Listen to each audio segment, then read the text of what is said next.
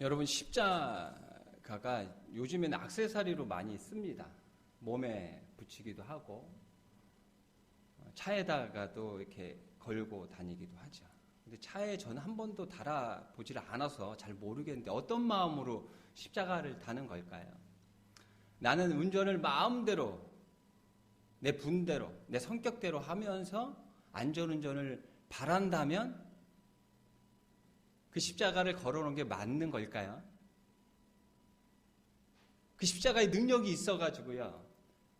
내가 막 위험하게 운전을 막 하는데도 다른 차들이 다가올 수 없는 거예요. 십자가의 능력이 그런 능력입니까? 저는 이렇게 생각합니다. 십자가를 바라보면서 그 걸어놓은 십자가를 계속해서 볼 거 아니에요. 그 십자가에 달린 예수님을 기억하는 거죠. 배려하고 희생했던 예수님을 기억하며 그 운전을 나만을 위한 운전이 아니라 배려하는 운전, 질서를 지켜가며 안전한 운전을 해야겠다고 다짐한 그게 맞는 게 아닐까 싶어요. 그 마음을 가지고 십자가를 걸어놔야 된다라고 생각합니다. 오늘 말씀을 보면 할례파라고 나와요. 할례파. 3절에 보면 바울이 이렇게 얘기합니다. 육체를 신뢰하지 아니하는 우리가 진정한 할례파다. 이 이야기는 뭐냐면 육체를 신뢰하는 유대인들, 육체를 신뢰하는 유대인들에게 말하는 거예요. 그게 할례파가 아니고 육체를 신뢰하지 않는 우리가 진정한 할례파야 라고 이야기를 하는 거예요. 여러분, 할례는요 몸에 자국을 내는 겁니다. 표적을 남기는 거예요. 하루에도 수시로 봐야 합니다. 남자는. 그 자국을 보면서 하나님을 기억하는 거예요. 하나님이 내 아버지시지. 하나님이 내 주인이시지. 하나님께서 나에게 바라시는 나의 삶이 어떤 삶이지? 라는 것들을 기억하며 하나님의 자녀답게 살아가야 하는 거예요. 그래서 할례를 주신 거예요. 근데 너희는 육체적인 할례를 중요시하는데 그렇게 따지자면 나는 너희들이 비교할 수 없을 정도로 뛰어난 할례파다 라고 이야기해요. 뭐라고 이야기하냐면 5절부터 제가 읽어보겠습니다. 나는 8일 만에 할례를 받고 이스라엘 족속이요 베냐민 지파요 히브리인 중에 히브리인이요 율법으로는 바리새인이요 열심으로는 교회를 박해하고 율법으로는 흠이 없는 자라. 그렇게 따지자면 나는 너희들하고 비교할 수도 없는 완벽한 할례파야 라고 이야기하는 거예요. 근데 지금 바울은 그게 맞다고 이야기하는 겁니까? 틀리다고 이야기하는 겁니까? 틀리다고 이야기하는 거예요. 그 할례를 통해서 내가 하나님의 자녀지, 하나님답게 살아가야지 라는 걸 보고 깨닫고 변화되는 인생이 되어야 됨을 지금 이야기하고 있는 거예요.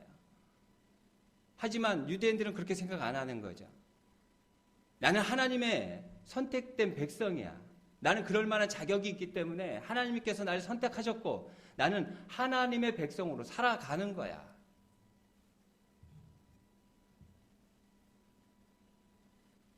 그러다 보니 다른 이방 사람들을 바라보는 유대인들의 시선이 어떻습니까? 개, 돼지 취급해요. 사람처럼 보지 않습니다. 그 신념으로 살아가요. 그래서 어느 지역에 가든지 어느 나라에 가든지 이 유대인들은 많은 사람들에게 욕을 먹습니다. 욕을 먹을 수밖에 없죠. 그 가치관과 그 신념으로 살아가요. 그렇게 한번 박혀진 그 신념과 가치관은 고치기가 굉장히 어렵어요. 바꾸기가 굉장히 어려워요. 여러분, 수련회를 지금 계속해서 못 가고 있는데요. 수련회에 가면은 반갑게 오는 손님 한 분 있죠? 제 친구. 음향기계를 바리바리 다 싸가지고 와서 드럼을 같이 쳐주며 찬양을 해주는 그 친구 있죠? 그 친구에 대한 이야기를 제가 수련회 가면 여러 번 했을 거예요.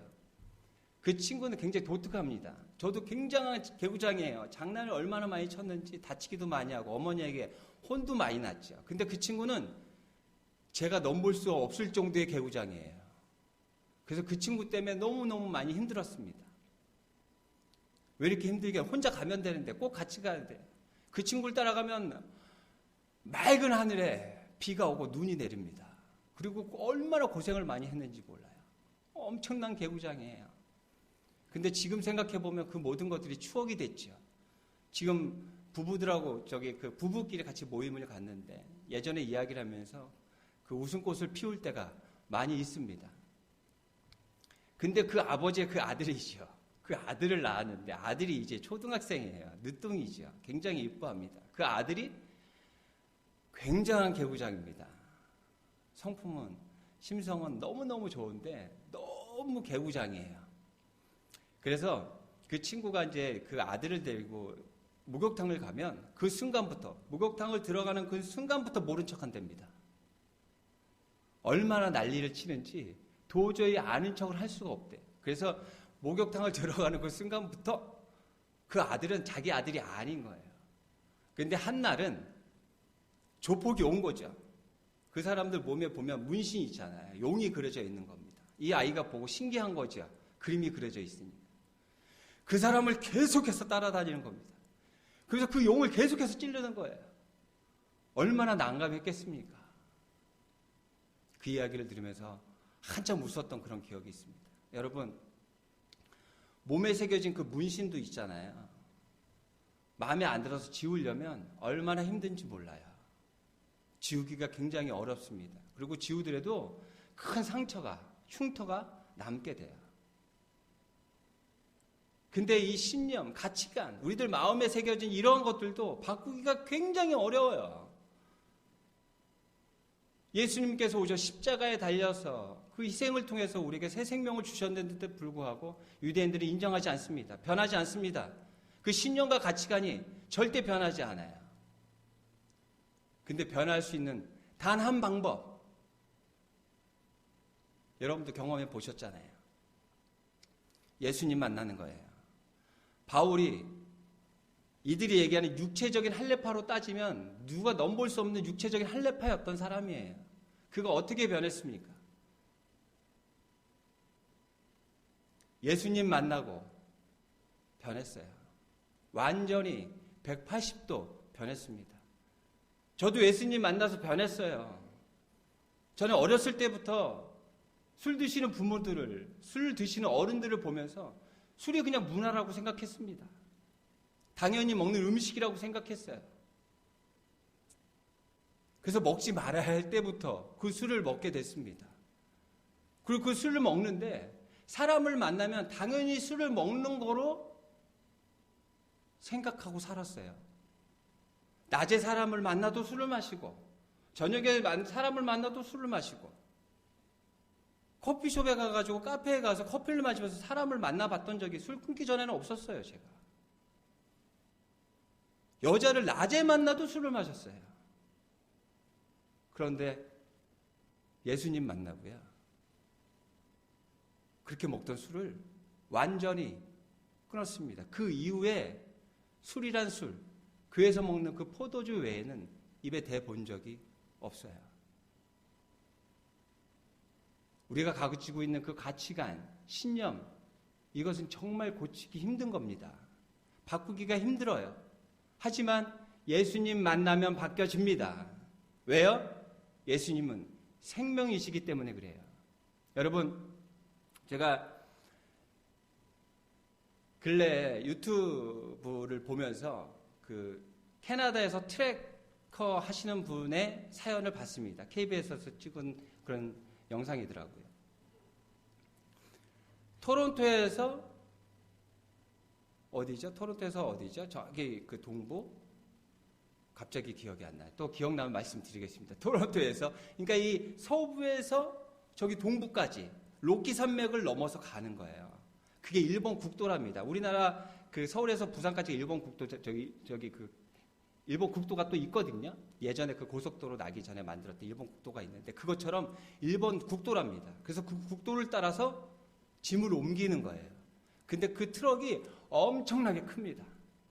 우리나라에서 보는 이런 트럭이 아니라 우리나라에서 보는 트럭의 몇 배만한 그런 트럭을 운전해서 가는. 근데 로키 산맥이에요. 얼마나 춥습니까, 그곳이. 눈도 많이 오고. 근데 그 거리가요, 거의 4,800km랍니다. 4,800km라고 한다면 우리 그 부산까지 10배가 넘는 거예요. 열 몇 배가 되는 거죠. 근데 중요한 건 가기만 해서 되는 게 아니죠. 다시 돌아와야죠. 2박 3일 동안 갔다가 다시 2박 3일 동안 옵니다. 그러면 일주일에 6일 동안을 그 트럭을 타고 운전을 해가는 거예요. 근데 그 부부가 함께 합니다. 서로 번갈아 가면서 운전을 하고 함께 합니다. 근데 그 트럭, 몰고 다니는 그 트럭 있지 않습니까? 그 트럭에 이름을 지어줬어요. 그 남자분의 이름을 하나 따고 여자분의 이름을 하나 따고 신하라는 이름을 지어줬어요. 근데 그 남편분이 이야기합니다. 이 신하가 사고가 나서 범버가 깨졌을 때 아내가 쓰다보면서 미안하다면서 눈물을 흘리더랍니다. 꼭 사람 대하듯이. 그래서 그 촬영하시는 분이 물어보더라고요. 왜 눈물까지 흘립니까? 라고 이야기하니까 그 여자분이 이렇게, 그 부인이 이렇게 얘기해요. 얘가 우리의 생명을 담당하고 있잖아요. 그래서 너무너무 소중해요. 라고 이야기하더라고요. 예수님께서 우리의 생명을 담당하고 계세요. 우리 대신에 죽으신 거예요. 그렇기 때문에 예수님을 만나는 것이 그렇게 중요하고요. 예수님을 통해서 변화되는 것이 그렇게 중요한 것입니다.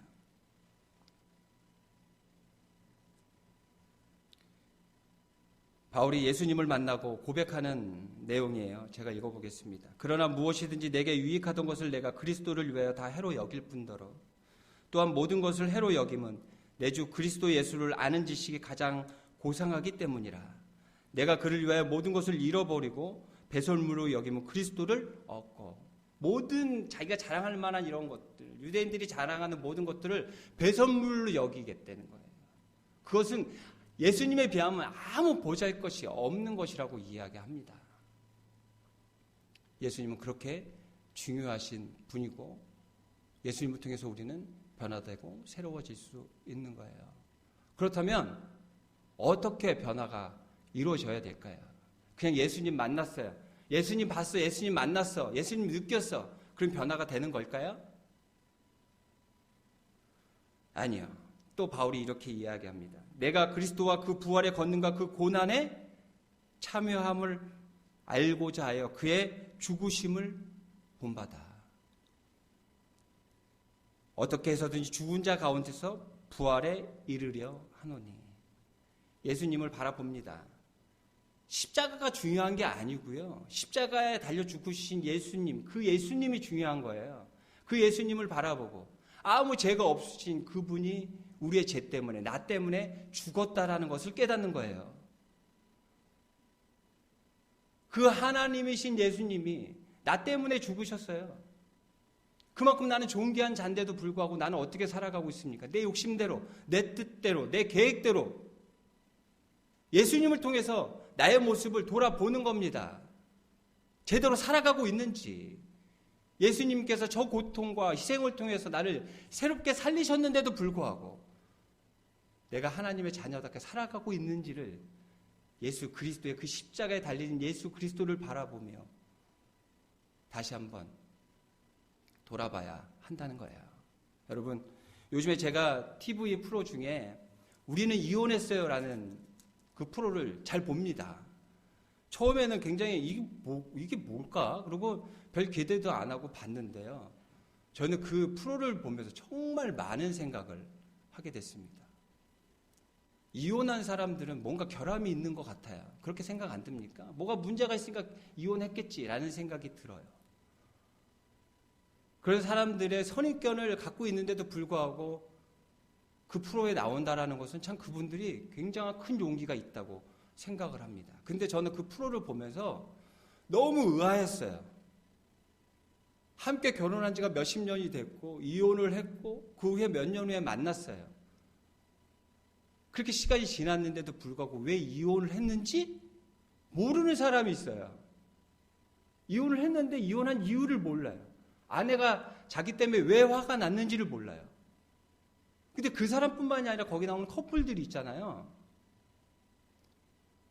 굉장히 오래 함께 살고 시간을 보냈는데도 불구하고 서로에 대해서 몰라요. 이혼한 이유가 나오기 시작하는 거예요. 헤어져야만 했던 이유가 거기에 있었던, 서로에 대해서 몰라요. 근데 이제 중요한 건 있잖아요, 여러분. 서로에 대해서 모르는 것까진 좋아요. 근데 자기 자신도 몰라요. 뭐라고 이야기하냐면 TV 프로 그 방송을 보고 자기가 그랬다라는 것을 깨닫는 거예요. 그리고 그 배우자에게, 이혼한 배우자에게 이야기하는 거죠. 방송을 봤더니 내가 그러던데? 내가 정말 그래? 그럼 배우자가 그러죠. 그게 맞지. 그럼 뭐라 그러냐면 정말 미안해. 나는 그런 줄도 몰랐네. 라고 이야기하는 것을 봤어요. 그 방송을 통해서 있잖아요. 이들이 자신의 모습을 돌아보고요. 또 상대방의 모습을 보게 되는 거예요. 저는 그 프로가 있잖아요. 이혼을 하도 많이 하니까 이제 좀 다시 재혼시키고 이혼하지 않게끔 하려고 하는 어떤 그런 프로인 줄 알았어요. 그런데 그런 게 아니더라고요. 서로를 보게 만들고 자기 자신을 보게 만들고 서로에게 줬던 그 상처들이 해소되는 그런 일들을 위해, 모르겠어요. 처음부터 의도하고 그렇게 프로그램을 만들었는지 모르겠지만 제가 그 프로그램에서 느꼈던 것은 서로의 상처들이 조금씩 아물어가는 거를 제가 보고 느꼈어요. 예수님을 바라본다는 것 있잖아요. 예수님을 바라보면서 나를 보는 거예요. 저 예수님이 왜 죽었을까? 왜 희생하셔야만 했을까? 왜 십자가에서 저렇게 고통을 당하실 수밖에 없었을까? 나 때문에. 내가 그렇게 존귀한 자인 거예요. 근데 나는 그런 모습으로 살아가고 있는가? 그런 존귀한 삶을 살아가고 있는가? 다른 사람 피 흘리게는 할 수 있어도 내가 다른 사람을 위해서 피 흘리고 있는가? 요즘에 젊은 친구들이 결혼도 많이 안 하고 아이도 낳지 않습니다. 그게 여러 가지 이유들이 있죠. 뭐 좋은 이유들도 있지만 또 그 중에 한 이유가 경제적인 어려움, 자신이 책임져야 되는 그 부담 때문에 하기 싫다는 그런 청년들이 있어요.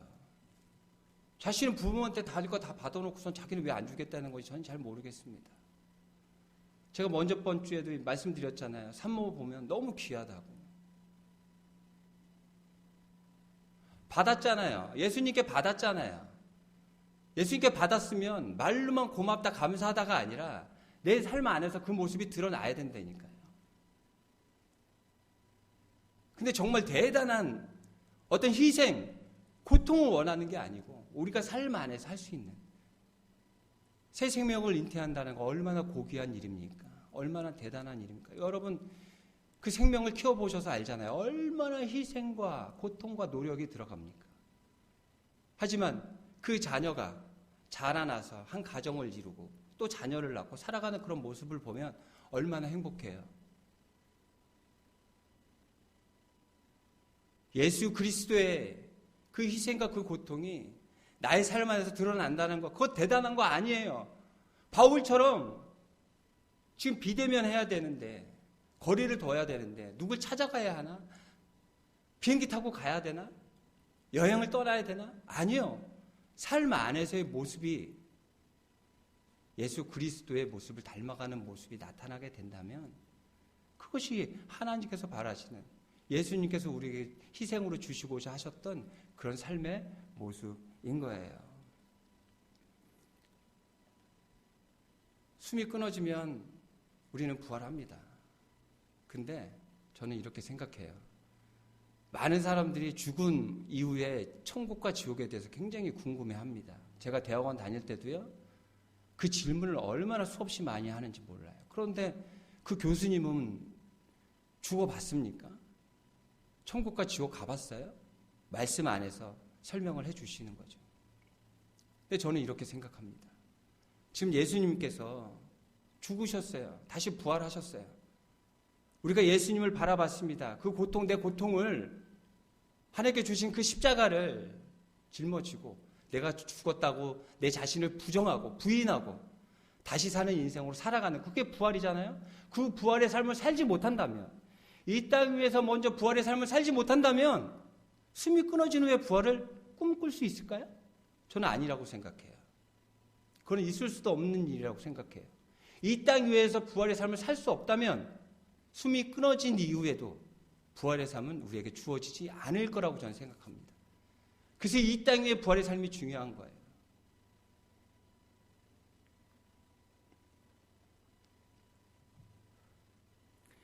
(11절) 이야기하잖아요. 바울이 어떻게 해서든지 죽은 자 가운데서 부활에 이르려 하노니. 죽은 걸로 끝나면 안 돼요. 다시 살아나야 됩니다.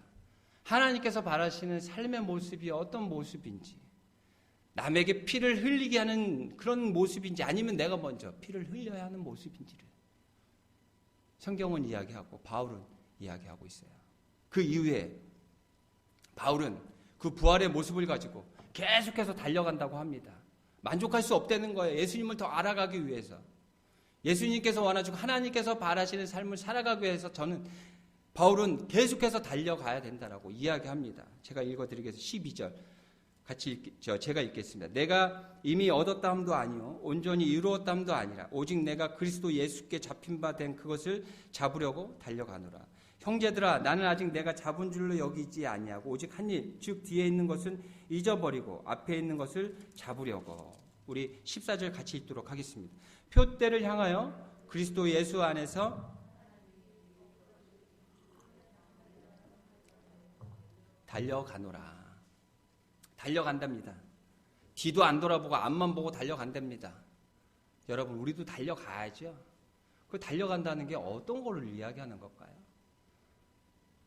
저는 성경을 보고 말씀을 준비하면서 제가 이해가 안 되면 말씀 전하는 게 너무 두려워요. 그게 이해가 될 때까지 정말로 많은 시간을 묵상을 합니다. 달려가는 게 뭘까? 어디로 달려가라는 걸까? 비행기도 못 타는데 지금 거리두기를 해야 되는데 어디로 달려가라는 걸까? 부활의 삶을 산다라는 것은 저는 이 말씀을 통해 이렇게 깨달았습니다. 예전에 하나님께서 우리를 처음 만들었던 그 모습으로 돌아가는 것. 우리는 내 욕심 때문에, 내 생각 때문에, 내 계획 때문에 하나님의 뜻을 거스를 때가 많잖아요. 하나님의 뜻, 하나님의 계획, 그 안에서 살아가는 것, 그렇게 애쓰는 것, 그것이 앞을 향해 달려가는 게 아닐까라고 생각해 봤습니다. 여러분, 어제 제가 교회 오전에 우리 경구 청년도 같이 왔는데 오전에 와갖고 오후에 가서 오후 한 5시쯤에 갔습니다. 왜 그러냐면 녹화하는 게 문제가 좀 있어가지고요. 경구 청년하고 또 충구라는 또 경구 충구 형제 아니에요. 형제가 아니고 저희 밴드에서 같이 활동하는 그런 친구입니다. 근데 이 친구는 영상 쪽에 과기대에서 강의도 하고 하는 그런 전문가예요. 그래서 이제 그 친구한테 부탁을 해서 그 친구가 이제 교회에 와서 함께 그 문제를 이제 해결하려고 했죠. 한 4시간, 5시간 동안에 컴퓨터를 붙잡고 저 소프트웨어를 이렇게 되고 저렇게 전혀 되지가 않는 거예요. 근데 나중에 알았어요. 뭐가 문제냐면 연결 커넥터가 문제였던 거예요. 커넥터가 뭐냐면 잭이 있잖아요. 잭. 조그만 잭 말하는 거예요. 그러니까 이쪽에서 들어가는 잭은 3.5mm고 여기서 받는 거는 5.5mm예요. 그러니까 두 개가 안 맞잖아요. 그럼 두 개를 받는 잭이 하나 필요하잖아요. 커넥터가 필요하잖아요. 이 커넥터, 이 잭에 문제가 있었던 거예요. 근데 그 잭이 얼마인 줄 아세요, 여러분? 어저께는 2,000원 주고 샀어요. 근데 그게 그 친구가 얘기하는데 온라인에서 사면 800원이래요. 그 800원짜리 하나 때문에 문제가 있었던 거예요. 여러분, 우리가 삶을 살아가면서 있잖아요. 내 자신이 정말 초라하고 별것 아닌 것 같지만 내 자신이 그 역할을 제대로 못하잖아요? 그럼 세상이, 사회가, 교회가, 가정이 문제가 생기는 거예요. 그 역할을 감당하는 거예요. 하나님께서 바라시는, 나에게 바라시는 그 역할을 제대로 감당하는 것, 그것이 달려가는 것입니다. 앞으로 향해서 뒤도 안 돌아보고 달려가는 바울처럼 그 역할을 감당할 때 세계가, 사회가, 교회가, 가정이 건강해지고 하나님 나라가 확장되어 가는 거예요. 그 역할이 뭘까요? 아버지로서의 역할, 어머니로서의 역할, 자녀로서의 역할, 직장 직원으로서의 역할, 사장으로서의 역할, 교회에서 목사, 장로, 권사, 집사, 일반 교인의 역할, 그 역할을 하나님 뜻, 계획, 하나님께서 바라신 뜻 안에서 이뤄내는 것. 그렇게 될 때 정말 하나님께서 그런 계획하신 그 뜻 안에서 우리가 정말 기뻐할 수 있지 않나라고 생각을 해봅니다.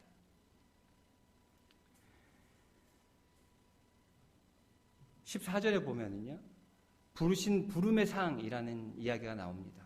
상을 준대요.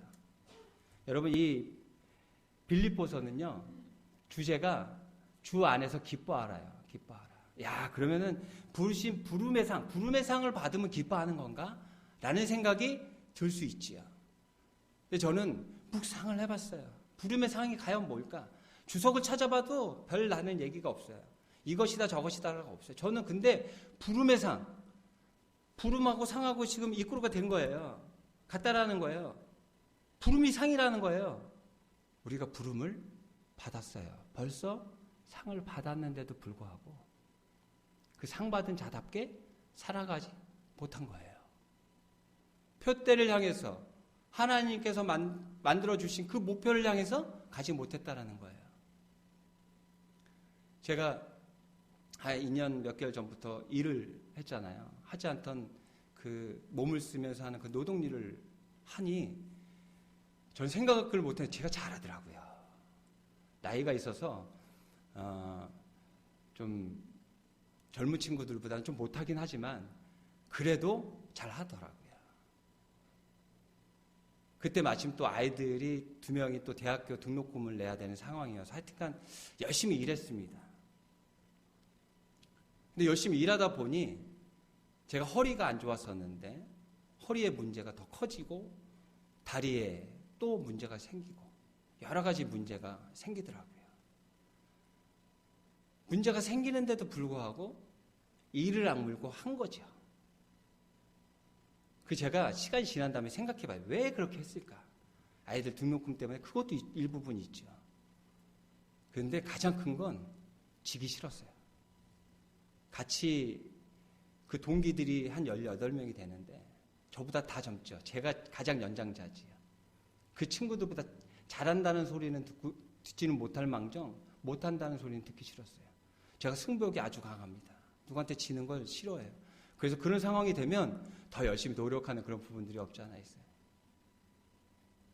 근데 돌아서 생각해 보면 그때 그 고통, 아픔이 있었거든요. 그러면 그때 멈췄어야 돼요.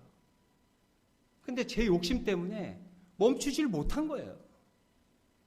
배워가는 기쁨도 있었지만 하나님께서 주시는 신호였을지도 몰라요. 근데 그걸 무시하고 그냥 제 욕심대로 간 거예요. 그러다 보니 결국에는 일을 못할 상황이 돼버렸어요. 5분도 못 걸어요. 5분도 못 서 있어요. 여러분 잘 모르겠지만 예전에 제가 앞에서 여러분들 찬양 인도하고 할 때 있잖아요. 한 5분 지나면 있잖아요. 몸이 막 비비 꼬여요. 아파가지고. 죽겠는 거예요. 그래서 일을 멈추게 됐죠. 멈추고 몸을 돌보기 시작했죠. 그리고 병원을 다녔는데 제가 좀 아쉬운 건 뭐냐면 처음에는 동네 병원을 가고 척추 전문 병원을 가고 종합병원, 대학병원을 가고 했는데 그 의사분들이 저한테는 크게 도움 안 되더라고요. 약을 주고 주사를 놔주긴 하는데 그게 잠깐이에요. 원초적인 걸 고쳐줄 수 없어요. 사진을 보고 같이 대화를 해야 되는데 혼자 이야기해요. 뭐가 문제, 저는 봐도 몰라요. 그런 부분이 아쉽더라고요. 요런 부분에 문제가 있어서 자세가 이렇게 되면 좋을 것 같고 어떤 운동이 좋고 이런 부분들을 좀 지도를 해주면 그분들이 전문가니까. 근데 그런 거 없어요. 그냥 모르겠어요. 그런 분들도 있겠지만 저는 그런 분은 못 만났어요. 약 먹어봅시다. 주사 맞아봅시다. 그래도 똑같은데 그럼 큰 병원 가보셔야겠네요. 그게 방법인 거예요. 그래서 결국에는 내가 아픈 거, 내가 지금 힘들게 겪고 있는 이 병을 내가 알아야겠다. 그리고 제가 공부를 했어요. 유튜브도 보고 책도 보고 한참 동안 공부를 했죠. 그랬더니 저에 대한 문제가 뭔지를 제가 알겠는 거예요. 뭐가 문제였냐면 여러분, 그때 그 욕심이 문제였죠. 근데 그걸 넘어서 어떤 게 문제였냐면 자세가 문제예요. 습관이 문제예요. 그래서 그 자세 습관을 고쳐가기 시작했죠. 근력 운동을 시작했죠. 지금 여러분, 저 어저께도요, 2시간 10분 걸었어요. 이때 사실 아멘 하는 소리가 나와야 되는데, 그죠? 지금은 일을 나가도, 일을 많이 나가진 않지만 일을 나가도 몸이 아파서 일을 못하는 경우들이 없어요. 하나님께서 우리를 처음 만들어 주셨던 그 모습으로 돌아가는 것. 그때 주 안에서 기뻐할 수 있지 않을까. 우리는 생각하죠. 내가 원하는 것을 무언가를 얻었을 때, 내가 무언가 계획했던 것들을 이뤘을 때 기쁜 게 아닐까? 아니요. 그때 그 기쁨은 잠깐이에요. 진정한 주 안에서의 기쁨을 누리기 위해서는 하나님께서 우리를 계획하고 만드셨던 그 모습, 태초의 모습, 그 모습으로 돌아가게 되면 자연적으로 주 안에서 기뻐할 수 있는 우리들이 될 수 있는 거예요. 하나님께서 만드셨던 그 태초의 그 에덴 동산, 거기서 어떻게 하나님과 거리가 멀어지게 된 거죠? 사람의 욕심 때문에 그렇게 된 거거든요. 여러분, 우리는 주님을 만났습니다. 이제 변화된 삶을 살겠다고, 그래서 변화된 삶을 살아가고 있습니다. 뒤돌아보지 않고 앞만 보고 맡은 바 역할을 잘 감당하는 내가 되겠다고 고백했습니다. 이제 다시 돌아보며 하나님께서 우리를 만드신 태초의 모습으로 기억하며 돌아가는 우리가 되어서 항상 주 안에서 기뻐하는 여러분들이 되시기를 바랍니다. 기도하겠습니다. 하나님, 은혜를 감사합니다.